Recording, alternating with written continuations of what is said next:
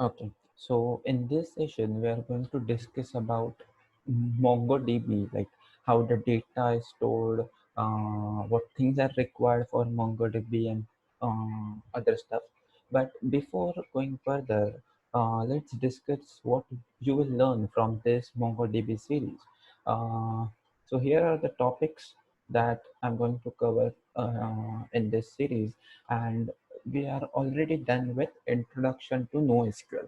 So in this session, we are going to discuss about these two things: introduction to MongoDB, and compare your relational database with MongoDB, because many of us are aware about relational database. So we can compare our relational database with MongoDB to learn some concept very easily and quickly. So MongoDB, what exactly a MongoDB is? MongoDB is an open source document-oriented database that stores the data in a form of documents. So MongoDB is open source. It follows NoSQL database, and all the data in MongoDB are stored in a document-oriented format. Okay, so what exactly a document-oriented format is? A document-oriented format is nothing but a key value pairs, kind of JSON format. Okay, so all the data is stored in a key value pairs. Okay, so by the way, we know the concepts of relational database. So first we create a table, then by the way, first we create a database, then we create a table, then we insert some rows in it, or you can say some data in it, right? So now we'll see the flow of MongoDB now. First, we'll create a database. Inside a database, you will create a collection. Okay, and inside a collection, all the documents are stored. So documents are stored in a collection, and collections are stored in a database.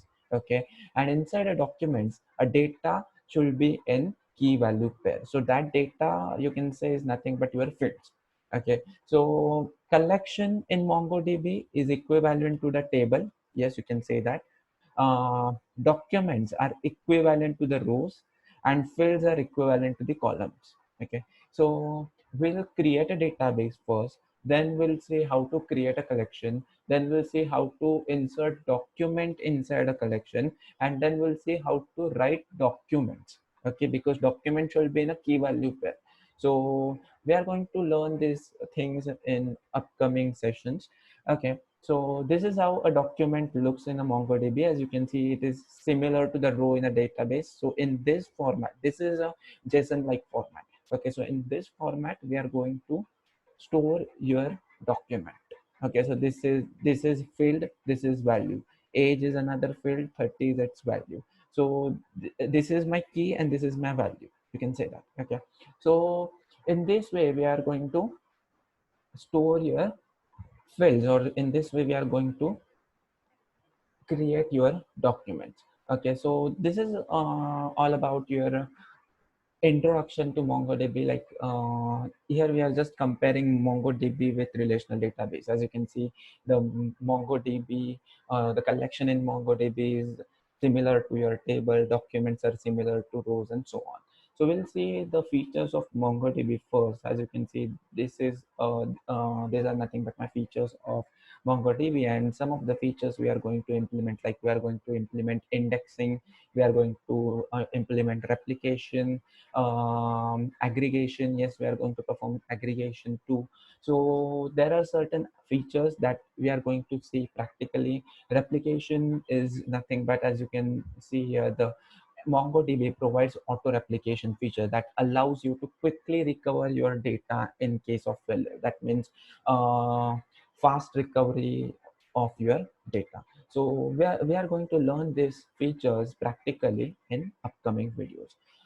So there are other features too, like um, high performance. Why high performance? Because most of the operations in the MongoDB are very fast. They are very faster as compared to the relational database. In order to create, in order to insert document, we have separate functions. Okay, so we are going to learn this. Don't worry. So that's it for this particular video. Next, in the next video, we are going to learn how to install MongoDB, and then we'll start with actual implementation, and then we'll play with your MongoDB database. Okay, so I guess that's it for this particular session. In the next session, we are going to learn how to install MongoDB.